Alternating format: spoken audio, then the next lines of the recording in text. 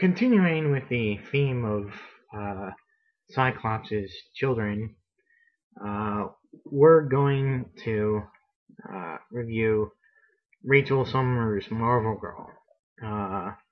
Rachel Gray Marvel Girl, I should say.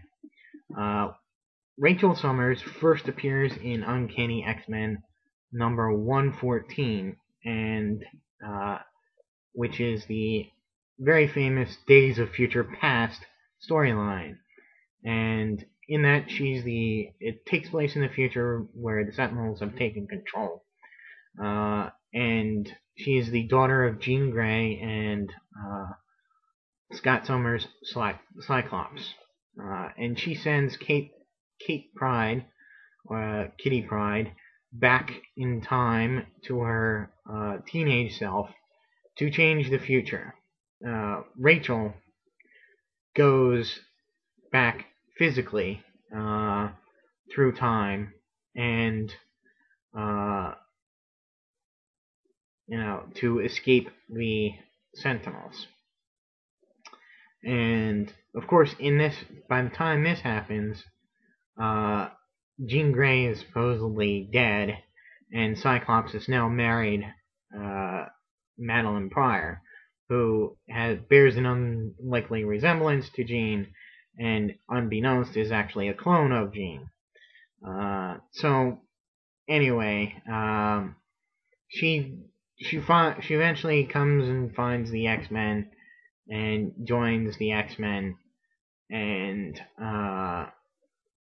unfortunately, she also encounters Selene, the Black Queen of the Hellfire Club, and has a run-in with her that causes her to want to kill her, and Wolverine and Storm go out to stop her, and Wolverine basically stabs her to stop her from killing Selene. And she is recovering when the X-Men go to Dallas during the Fall of Mutants, and they supposedly die. Now, she then goes to Muir Island to recover with some other X-Men who have also been recently injured, and those are Shadowcat and Nightcrawler, and they run into some problems there, and they form Excalibur with Captain Britain. Now, eventually, she has quite a long run in Excalibur until she is thrown into the future where Apocalypse rules, and so where Cable comes from. And she actually is the one who starts the Askani tribe, and brings back baby Nathan, to the future to save him from the techno-organic virus. And then eventually what happens is Cable defeats Apocalypse.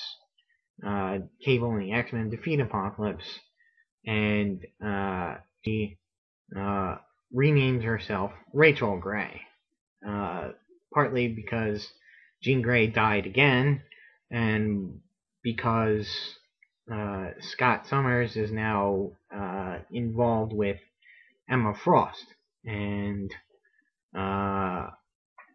so she kind of does it to piss him off too. So Professor X,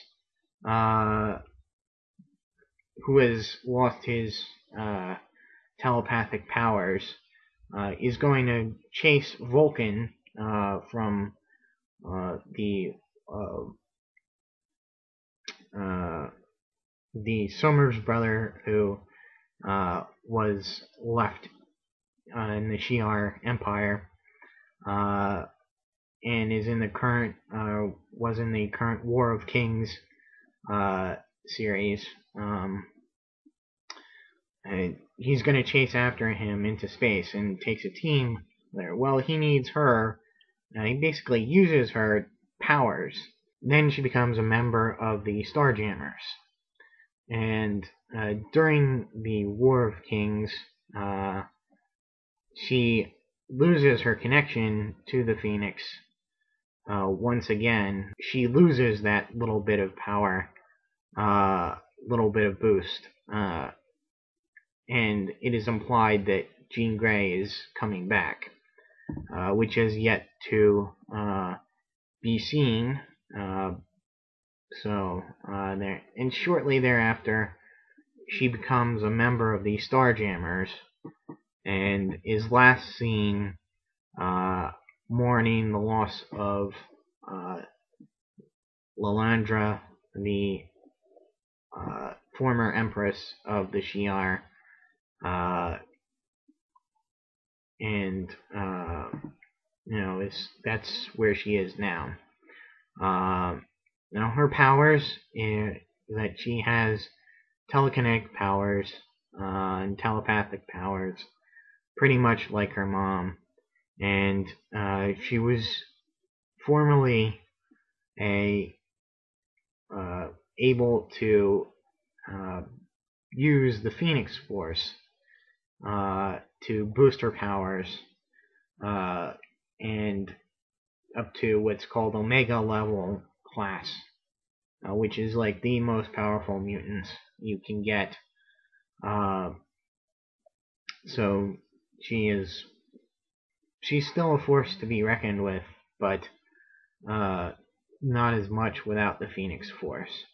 And she also had some mutant tracking abilities. Now let's get into the figure.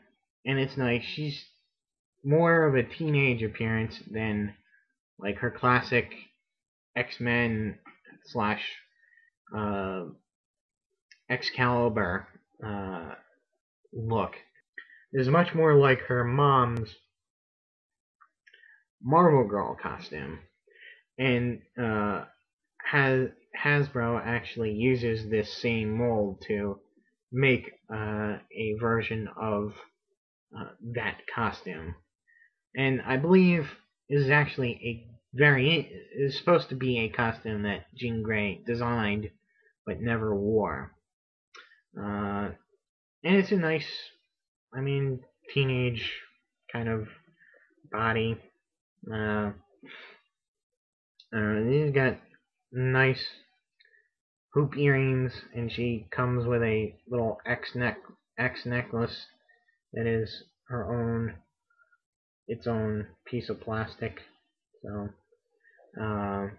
she comes with these fiery telekinetic effects, which are kind of nice. One just sits on her hand, and the other goes over her fist, like that. I don't know, she's pretty, nice. I think that the hand here, a little bit big. I do like she has a nice